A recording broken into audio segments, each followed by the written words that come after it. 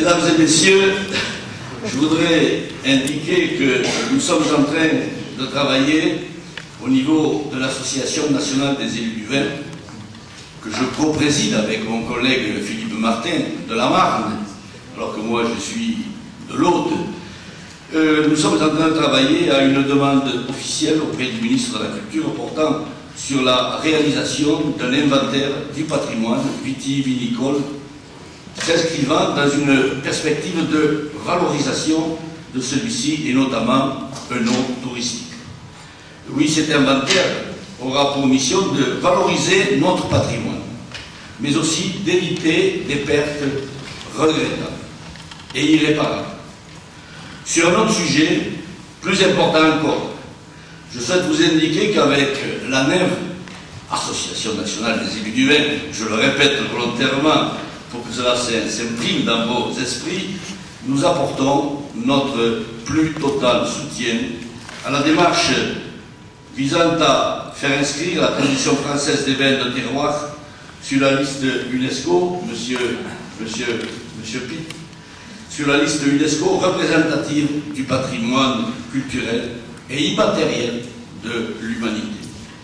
D'ailleurs, le vin n'est-il pas mentionné comme partie intégrante du repas gastronomique des Français, lequel est désormais inscrit, vous le savez tous et toutes, sur la liste représentative du patrimoine immatériel de l'humanité par l'UNESCO. Je précise également que j'ai par ailleurs déposé au Sénat, c'est vrai, il y a quelques semaines de cela, une proposition de loi visant à affirmer clairement que le vin fait partie intégrante du patrimoine culturel et gastronomique de la France. Mais, mesdames et messieurs, c'est déjà le cas pour le foie gras. Alors pourquoi diable cela ne serait-il pas le cas pour notre vin? C'est pour le foie gras inscrit au code rural, c'est l'article L 654-27-1 de ce fameux code rural que je viens de citer.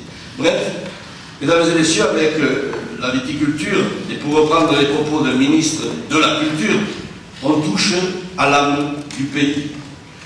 Oui, il faut que la culture du vin, n'en déplaise à certains, facteur de bonheur et de cohésion sociale, soit valorisée. Elle ne l'est pas en France.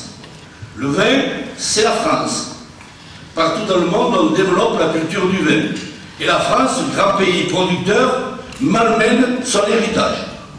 Oui, mesdames et messieurs, il existe un lobby, mais un lobby anti-vin. Je le sais, je le rencontre souvent au Sénat ou au Parlement. L'amalgame vin-alcool dur, qui date de la loi Barzac, 1987.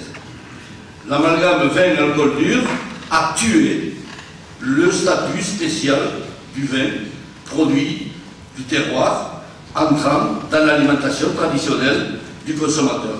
Et sous les coups de boutoir de certaines politiques relayées par des associations très bien subventionnées par l'État d'ailleurs, le vin est devenu pour une majorité une simple boisson alcoolisée au même titre que le whisky, la vodka, la bière, responsable de tous les maux, évidemment, des accidents de la route, des violences conjugales, des cancers, responsable aussi de l'alcoolisme des jeunes, alors que ces mêmes jeunes ne boivent pas de vin.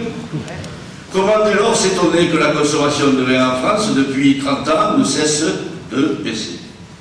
Oui, mesdames et messieurs, il y a des associations qui sont subventionnées pour taper sur le vin, pendant que d'autres, comme Vin et Société, avec très peu de moyens, mettent tout en œuvre pour réhabiliter son image et oser dire que l'on peut aimer le vin. Et c'est tout en votre honneur, Madame Tardy.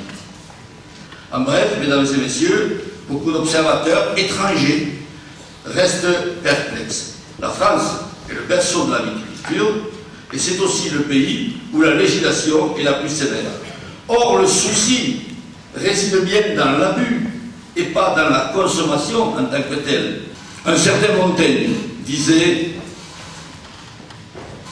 Faites-leur de bon vin, ils vous feront de bonne loi. Croyez à ma sincérité si je vous dis que c'est tout le sens de mon action. Merci.